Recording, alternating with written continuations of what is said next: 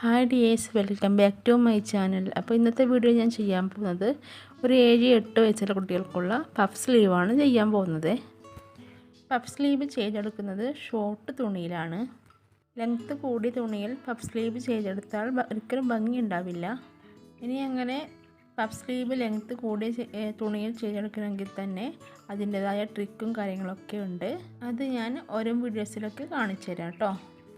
അപ്പോൾ ഇതാ ഞാൻ പഫ് സ്ലീവ് ചെയ്തെടുക്കാനായിട്ട് ഇതുപോലൊരു തുണി എടുത്തിട്ടുണ്ട്. അപ്പോൾ ഇതിൻ്റെ ലെങ്ത്ത് ഇത്രയും ലെങ്ത്ത് ആവശ്യമില്ല കേട്ടോ.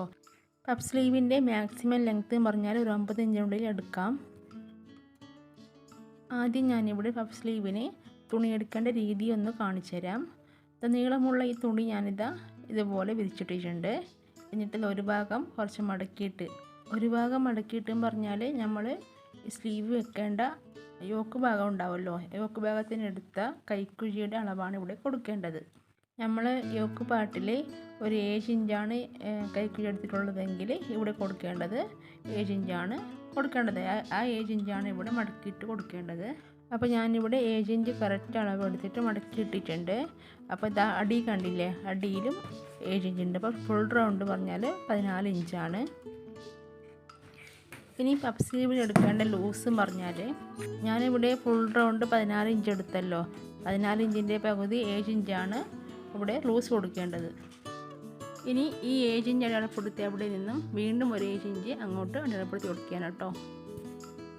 ഇനി ഈ തുണിയുടെ അറ്റം ഇതാ ആ 7 ഇഞ്ചിലേക്ക് മടക്കിയിട്ട് കൊടുക്കാം. ഇനി ഇതാ ഒരു 2.5 ഇഞ്ച് കൈക്കുഴി അടയാളപ്പെടുത്തി കൊടുക്കുകയാണ്.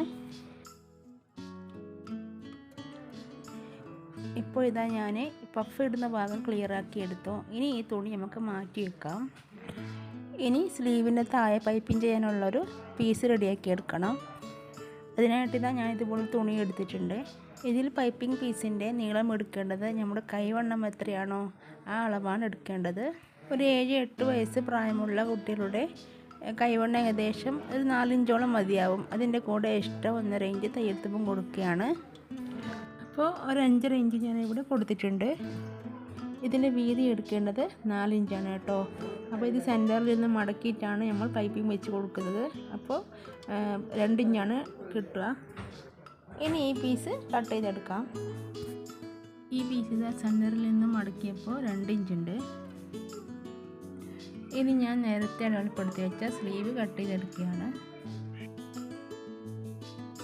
ഇനി പൈപ്പിംഗ് പീസിലേക്ക് സ്ലീവ് വെച്ച് കൊടുക്കേണ്ട വിധം ഞാൻ കാണിച്ചു തരാം.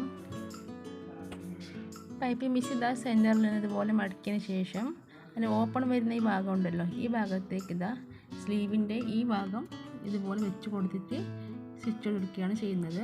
സ്റ്റിച്ച് ചെയ്യും തോറും 1.5 ഇഞ്ച് കയ്യെത്തുമ്പോൾ വിട്ടിട്ട് ഇവിടെ പ്ലീറ്റിട്ട് കൊടുക്കണം. പൈപ്പിംഗ് വെച്ച് പ്ലീറ്റിട്ടതിന് ശേഷം ഞാൻ കാണിച്ചു തരാം. പ്ലീറ്റ് ഇട്ടതിന് ശേഷമുള്ള വീഡിയോ ആണിത്. പൈപ്പിംഗ് പീസിൻ്റെ വീതി ഞാനിവിടെ എടുത്തത് 4 ഇഞ്ചാണല്ലോ. അപ്പോൾ നിങ്ങൾക്ക് ഇത്ര വീതി വേണ്ടെങ്കിൽ ഒരു 3 ഇഞ്ച് എടുത്താലും മതി. ഇതിപ്പോൾ തൽക്കാലം ഞാനൊരു പഫ് സ്ലീവ് തയ്ക്കുന്ന മെത്തേഡാണ് കാണിച്ചു തന്നത്. ഞാനിവിടെ പഫ് സ്ലീവിന് യോക്ക് പാർട്ട് ഇല്ലാത്തത് കൊണ്ട് ജോയിൻ ചെയ്യുന്ന വീഡിയോ കാണിക്കുന്നില്ല.